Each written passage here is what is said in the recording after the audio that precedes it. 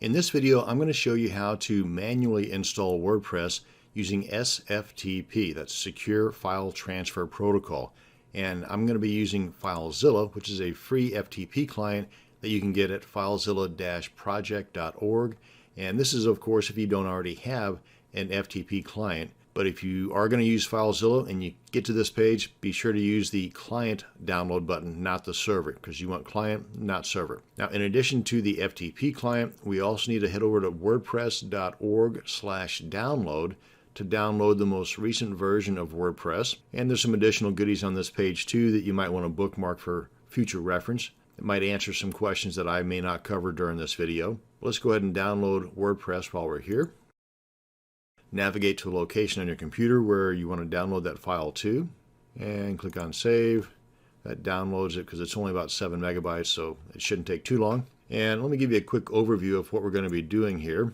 We're downloading WordPress, which we've just done, and we want to unzip that download file, and I'll show you that here in just a second, because we want to upload the contents of that folder, not the folder itself. And while that's uploading to our server, we're going to create a database, and I'm going to do this using my cPanel control panel. And then once we build our database and we've got the files uploaded, we need to connect the two, and we do that through the install path, and we're going to demonstrate that here in just a second. Enter a few more details, and voila, our WordPress site is installed and ready to go. So let's get started. I've got the WordPress files downloaded, and they're in a zip file, so I would need to unzip that. And I use 7-Zip. It's a free extractor program. You might also have one that's already built into your computer, whether it's a Mac or a PC. So either way, 7-Zip is free. You can get that at 7-zip.org, I believe. Go ahead and extract that. And just paranoid me, I always check for viruses no matter who I download the file from. So we're good to go there. Now then, let's go ahead and open up our FTP client. And again, I'm using FileZilla. Over here on the left is my computer. Over here on the right is the server that we're going to be connecting to right now by way of SFTP. And there's a couple of ways you can do this. I'm going to use the site manager. And I've already got mine set up. And I went to New Site, entered this name, and then entered the information over here on the right, like the host name, the port, change the default FTP to SFTP, change the default anonymous to normal, and entered the user and the password. Now, if you don't know what this stuff is, go ahead and contact your hosting service and ask them. Tell them what you're doing. You're installing WordPress on your server, and you're using SFTP on FileZilla. What's the host name, the port, the username and password that I need to enter into those boxes to get connected? And also, while you have them on the line or on the email, ask them what the database host name is. I'll get to that here in just a second, but that is something you're going to need to know when installing WordPress. So go ahead and ask them while you got them if you need to contact them for this information. And then once all the T's are crossed and the I's are dotted, usually, by the way, the port is 22. If it does not work, because it doesn't always work for me, I would just need to contact the hosting service and ask them what's the port for a secure connection. Click on Connect. And if all goes well, then over here on the right, you'll see the stuff that's inside of my server. Now, I'm going to be installing WordPress on the root directory, which in my case is public_HTML. I'm just going to double click on that, and here's where my files are going to go.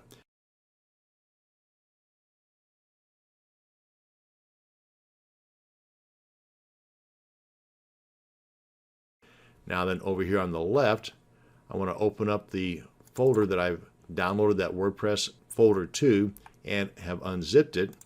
And I want to open that unzipped folder because all I want to upload is the contents of that unzipped folder.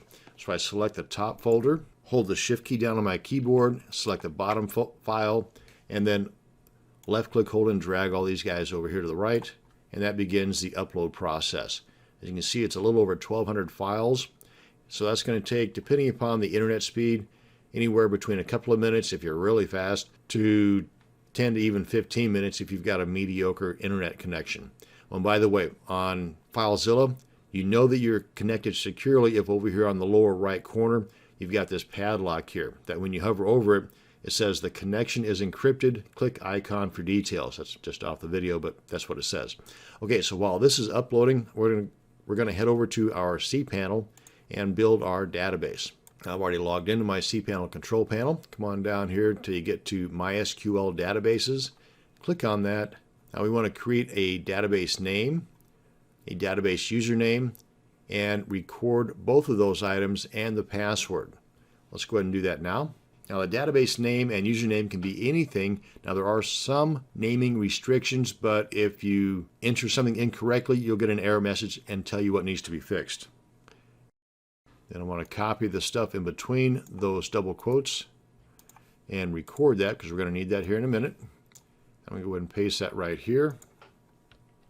Now for me, I always create my username to be exactly the same as my database name. That's just me. You don't have to do that, but that's just me. And for the password, I always use a password generator because it generates a nice strong password. So I want to copy that, check that box saying that I've done that, click on Use Password, click on Create User, and I want to paste that password before I forget it, and then click on Go Back. Now that we've got username and database created, we need to connect the two. Now if you've got multiple users and multiple databases, hit the drop down box here, select the correct one. I only have the one. Click on Add. That's going to add the user to the database. Check the box next to All Privileges. Scroll down a bit, click on Make Changes, and we're done. We have successfully created our database, added the username to that, and we're good. So get this guy out of the way here. Let's bring back FileZilla, see how our upload's going. We're a little more than halfway done. But through the magic of video editing, this will only take another second. And we're finished. So now that we are done with FileZilla, let's go ahead and open up our browser, open up a new tab, and we want to enter the install path. That's our domain name /wp-admin/install.php. That'll begin the installation process where we match together our WordPress install with our database.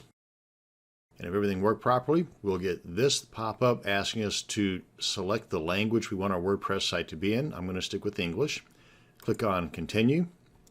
Tells you the stuff that you're going to need here in just a second. We've got all that right here. Database name, username, in my case it's the same, and the password. And go ahead and read over the rest of the stuff here, and then click on Let's Go. And here's the database host name that I was talking about earlier. More times than not, it's going to be localhost, but if it isn't, then find out from your hosting service what it is and put that in there. Go ahead and put in my database name, username, and password. And when you're copying and pasting like I am here, make sure that you're not copying any blank spaces or ghost characters because you will get an error message. And I always change the table prefix from the default WP underscore to anything else because the hackers know that by default that's what it is. And this is just one more way in which they can break into your WordPress site. So let's not make it easy for them.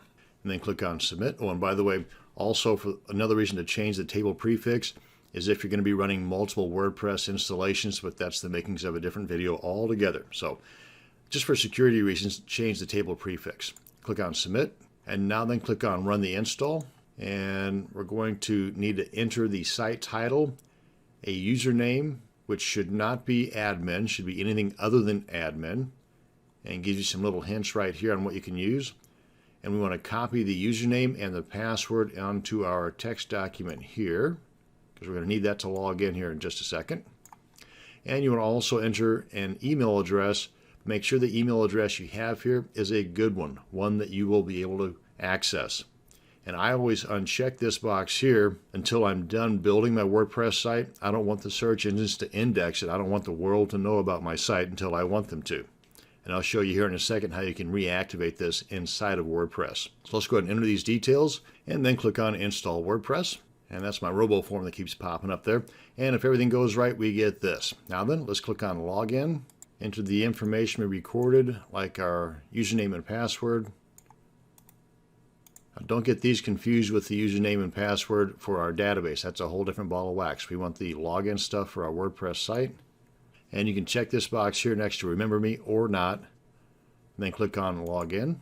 And this is our WordPress site. This is the admin area or the dashboard area of our WordPress site. Now we come on down here to Settings, Reading, And once you've got your WordPress site all built up and prettied the way you like it to be, and then untick this box here for search engine visibility.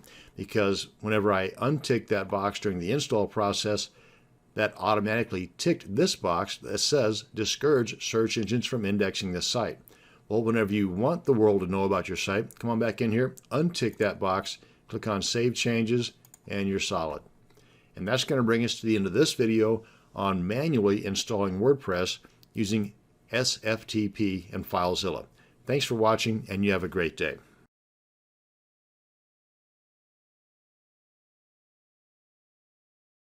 In this video, I'm going to show you the easy way to install WordPress onto your server using what's called a one-click installation program. And technically it does take more than one click, but it's a heck of a lot easier than doing it the manual way. Anyway, I've already logged into my cPanel control panel. Let's go ahead and scroll down here a little bit until we get to the Software and Services module. And this is the program I'm going to be demonstrating on, and this is called Softaculous. There's actually several different programs similar to this. Another one might be Installatron or Simple Scripts. They all do pretty much the same thing, and that is make installing applications a lot easier on your server. So let's go ahead and click on Softaculous to open that up. And we want to install WordPress. You can see over here all the different applications that can be installed using this type of method, that being a couple of clicks and you're done. But we want to click on WordPress. That'll bring us to the overview page. You can read up on the program here and all the other technical stuff related to WordPress, features, screenshots, demos, and so on. But we want to click on Install. And if you have an SSL certificate assigned to your domain, you might want to hit the drop down here and choose the HTTPS protocol, but I'm going to stick with the HTTP. And if you have multiple domains, you might want to hit the drop down box here and choose the one you want to install this WordPress site on. I'm going to leave it at that.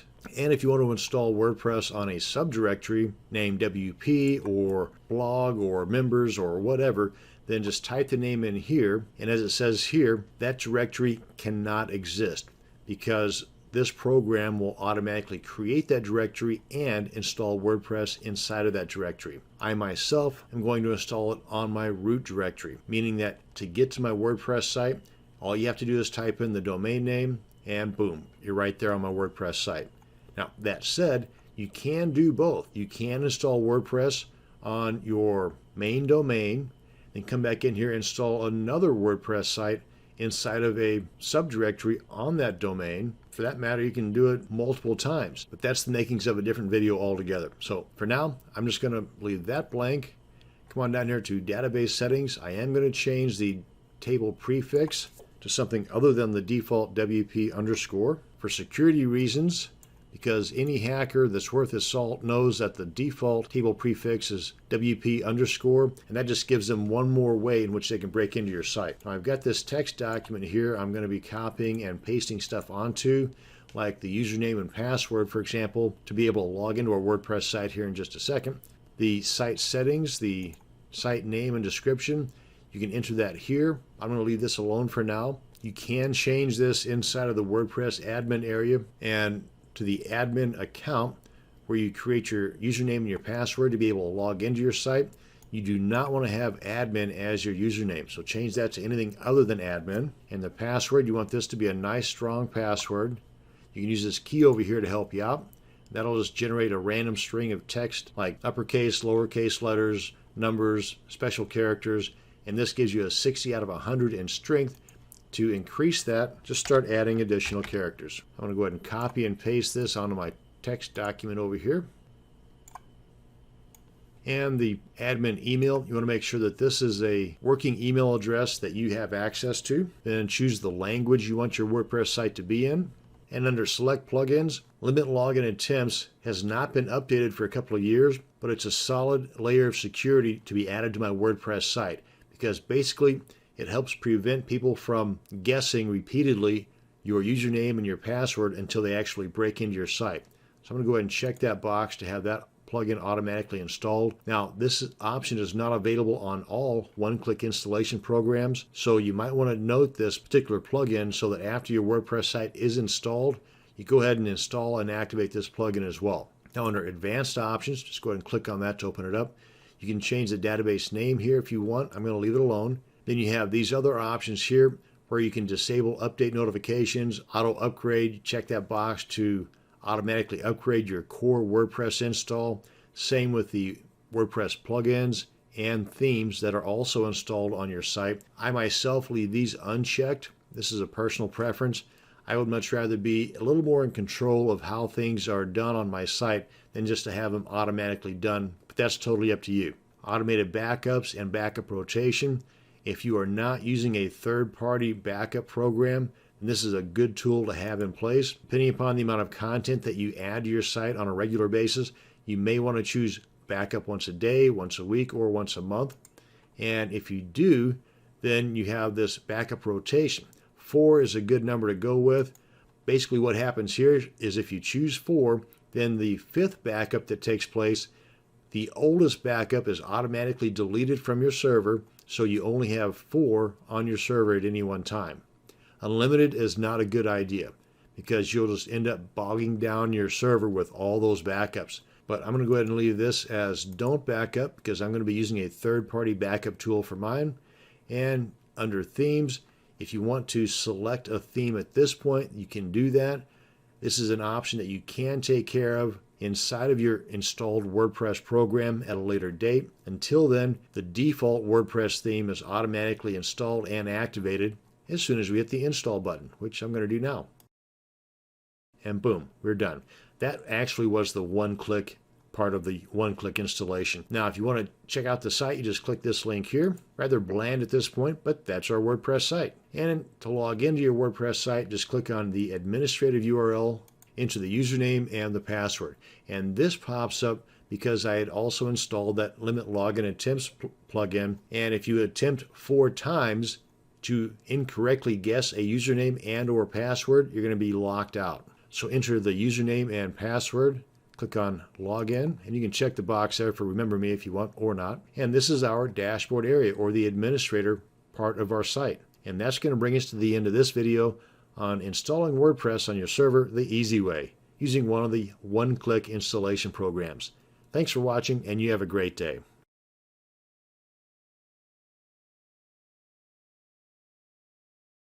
One way to help keep your WordPress site secure is to only use secure file transfer when transferring files to and from your WordPress site.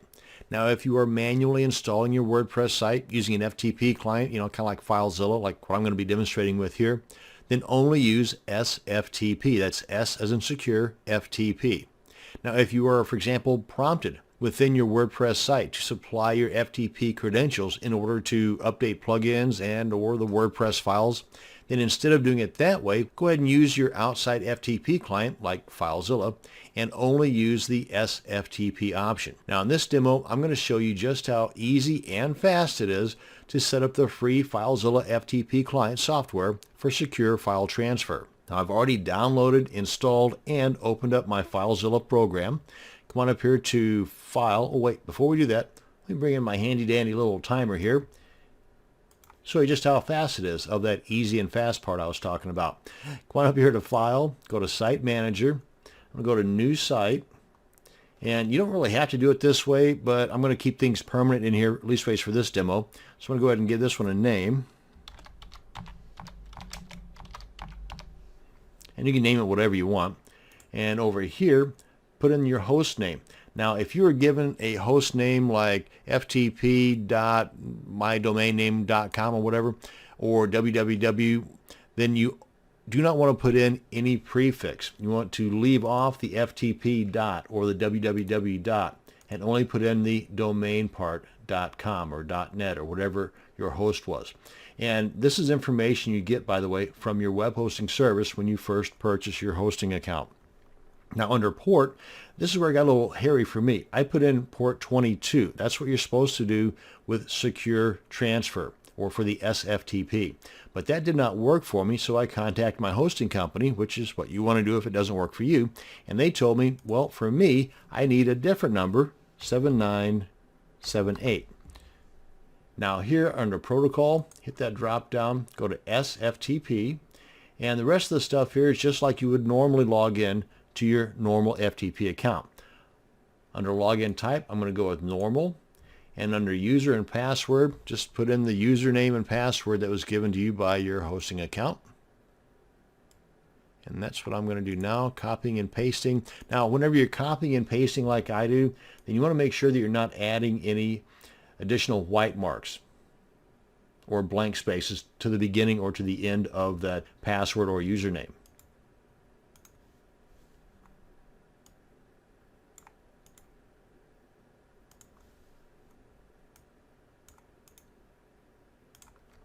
And you can just put whatever comments you want in there and click on connect.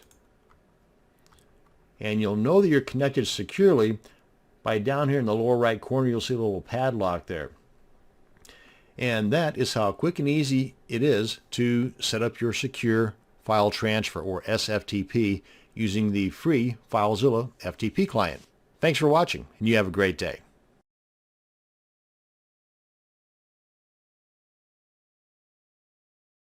In this video, I'm going to show you how to secure your WordPress site by showing you a couple of ways to secure your wp-config.php file.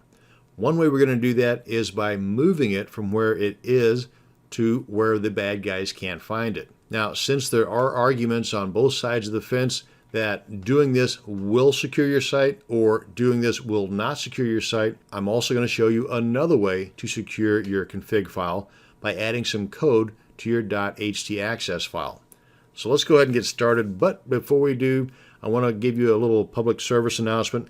First, before you do any playing around with code or messing with moving files, you want to make sure that you have a current full backup. That's a backup of both your files and your database. So before you do anything, get your full backup done.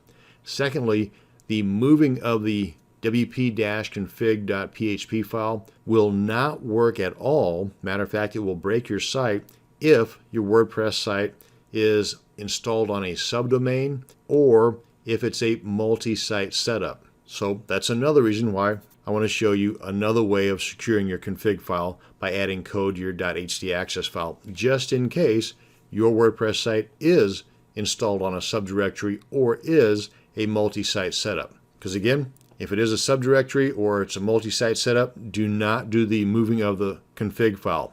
That will not only not work, it will break your site. Okay, that said, let's get to work. I'm going to be doing this within my cPanel control panel. You can do pretty much the same thing if you are using something like FileZilla or an FTP client, but for me it's just a lot easier to do it within File Manager of my cPanel control panel. So I've already logged into cPanel, click on File Manager, and here is the wp-config.php file. Now we're not talking about the one that has -sample in it. That's basically just trash right now. We could just delete that and not have to worry about it, but we'll leave it alone for now. The one we're going to be moving is right here, wp-config.php. Now first off, I want to demonstrate that the site is working. Click on my blog. Okay, hello world. It's a brand new installation, so there's nothing on there. What do we got here? Yep, okay, so everything's working just fine. So we come on back to File Manager, and let's just select our wp-config.php file. And right now, it is located in the root directory. It's located inside of the public_HTML folder. You hit the drop down there. You can see that it is right in here, along with these guys here. Okay, so what I'm going to do is I'm going to move it outside of or up a level from the root directory. I'm going to put it in the same directory as the public_HTML. I just left click, hold, and drag it on up there. And you can see it's gone from here. Just go ahead and reload this. Yep, it's definitely gone. And if I click on this to show you all the contents of this, you can see the public_HTML right here. If I scroll down, you'll see the config file right here. So we have successfully moved it. Come on back to the site, and let's just click on that, and click on that. Yep, we're still working just fine. Okay, so that's how you can move the config file and it be working just fine. Now let's come on back here and bring it back. Select it, left click, hold, and drag it over to the public_HTML directory or folder. And there it is. Okay, so we're back in business now. Now the other way is by adding some code to your .htaccess file. Now, if yours is a brand new installation of WordPress, you might not have this just yet. In which case, one way to do it is come on up here and click on Create File and name it, put a period there, htaccess, click on Create New File. That's one way to do it. But I've already got one made, so I'm going to select it and then right click and click on Edit. And you want to come on up here to the very top, and this is where you want to enter this code. Now, this code I'm going to be including along with this video as a separate copy and paste file. There's not a whole lot to it, but just in case you don't want to pause the video and take a chance on getting anything wrong here, I got you covered. Basically, you've got this, what is that, a less than bracket, files space wp-config.php, greater than bracket, next line order space allow, comma, deny, next line deny space from space all, next line you got the less than / files greater than, basically just to close out this argument. And that's it. Come on over here, click on save, click on close, and now nobody has access to that wp-config file except for you and anybody else that has access to your server. And that's it. We have now added an additional layer of security to our WordPress site by securing the wp-config.php file a couple of different ways. And that's going to bring us to the end of this video. Thanks for watching, and you have a great day.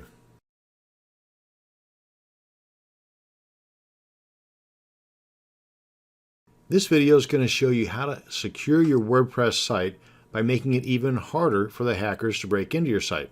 So if your administrative login username is admin, then you're giving the hackers half of their job whenever they try to break into your site. Also, more sophisticated hackers might find a way in if you are using the #1 user slot on your database. And I'll show you what I'm talking about here in just a second. So we're going to plug both of these potential security holes, and this will discourage most hackers, and they'll just simply move on to someone else's site that isn't as safe as yours. Here's how we do that. Go ahead and log into your admin area, which I've already done in this tab. Come on down to Users and click on Create New User or Add New. And right now, you're logged in as administrator. Okay, so just keep that in mind. Matter of fact, if we click on this link here, open it in a new tab, I'll show you all the users that we've got on our site so far, just the one, but it has the role of administrator and the username is admin. And if we come on over to our cPanel control panel, scroll on down until we get to PHP My Admin, and this is the one here that I'm looking for. Under users, you can see right here under ID, #1. That's the other hole that we need to plug. And here's how we're going to do that. If we come on back here to our add new user, we're going to create a new administrator account for us, and we're going to delete the other one. And this new administrator account is not only going to not have admin as the username, it's also not going to be on the #1 slot. It'll be on the next slot, which in this case is #2. And we get on down here to role, hit the drop down, click on administrator, and we want to click on show password. Go ahead and copy that. And I've got a plain text document here that I'm keeping on my desktop to keep tabs on all of my login stuff. Actually, I've got a couple of password managers, LastPass and RoboForm, that does all this stuff for me. But for the sake of this video, we're going to stick with the plain text document. So let's paste that password in here. Username is Stan with a capital S. And get this guy out of the way. And click on Add New User. That was the RoboForm thing I was talking about. Okay, so now then we cannot delete this admin account because we're currently logged in as that. So what we need to do now is log out and then log back in with our new account.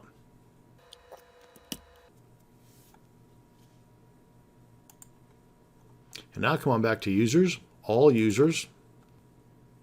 And now we're logged in as Stan, so we can delete the admin. As you see, as we hover over this, we have the delete option, whereas if we hover over this one, we don't. That's just a safety measure, I guess.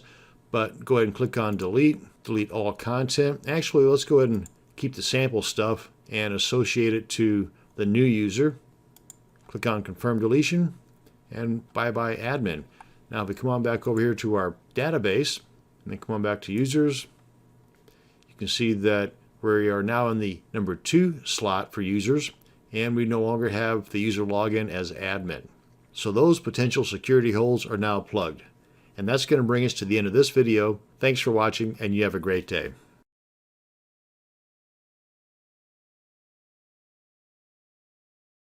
You can have all the security features in place for your WordPress site, but if they are all on an infected server in your web hosting account, then your site can still get infected. Now, I don't mean to be a Debbie Downer here, because this is the worst case scenario and may never happen, but you should plan for the worst and hope for the best. Now, with this in mind, it's best to plan on moving your sites to a VPS, that stands for Virtual Private Server, or a dedicated server as soon as your budget allows for it, as soon as you can afford it. Now, as far as starting out and using a shared hosting plan, like most of us do that are on a budget, there's a couple of questions that you should ask the hosting company before you purchase an account from them. Number one, how often do you run malware scans on your servers? Not individual accounts, but on the servers that those accounts reside. And number two, do you do backups of your account? And if so, how often? And is it free? And if not, how much is this extra going to cost me? Now, there are plenty of other questions to ask in general, just like, say, how many domains can I have on my account? How many email accounts can I have? What's the bandwidth limitations, and so on. But most of these are actually spelled out on the hosting company's websites. So if you're wanting to save a ton of time and research, then you can contact a guy named Jim at tvcnet.com. Let me just show you here. That's tvcnet.com, and then it'll just redirect you to this site here. And you can use the phone number if you've got questions, and they've got a complete list here of all the different types of services that they offer, and the prices are very reasonable. The main kicker here is you've got the daily malware scan, and they also provide the backups. So definitely include tvcnet.com in your list of researching websites for your future hosting account. Now, once you've got your hosting setup taken care of and everything's all safe and secure, if you want to find out now what Google thinks of your site as far as it being infected or not, then here is a URL for you to check into. Let me just bring this over here. And you can just replace this www.example.com with your URL, like, for example, this right here, and I'll show you an example of what it's going to look like. I think that'll work. I don't think I need the www in front of mine. Let me just copy this and paste this in the address bar here. And this is the results of what you should get if your page is clean. What is the current listing status for your domain? And it'll tell you here if your site is listed as suspicious or not, and hopefully it's not suspicious, and so on. And there's a host of other goodies over at the Webmaster Tools that you can rely on to keep your site safe, secure, and indexed too.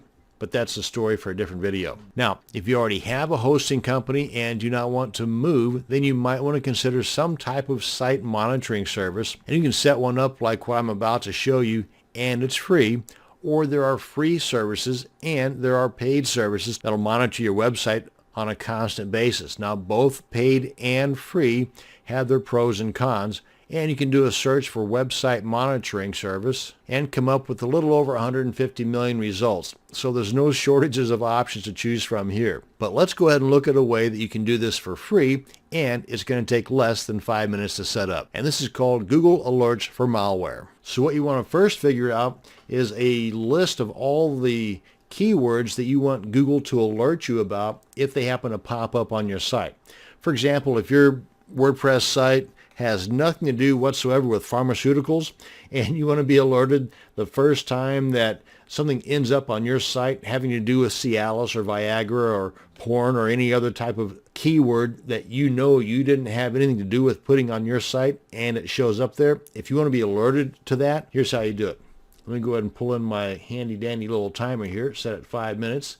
Let's go ahead and start this off. Now we want to head over to Google Alerts, and I believe it's google.com alerts /alerts. I believe. Yes, it is. And here's the search query that we want to put in there. You want to put in site:/yourdomain.com, or whatever your domain is. And then you want to put in a space and then the keywords that you want to search for. Let me just show you that on this text document here. Right here. This is what you want to put in. Site, your domain, replace this with your actual domain if it's .info, .com, .org, whatever. Space, then the keyword you want to search for, and then a space, then the word or, space, another keyword. So for example, Cialis, space, or, space, Viagra, space, or, space, whatever else you want to put in there that you want to be alerted about. And then once you do that, let's get this out of the way here, then you want to result type. I'd say everything.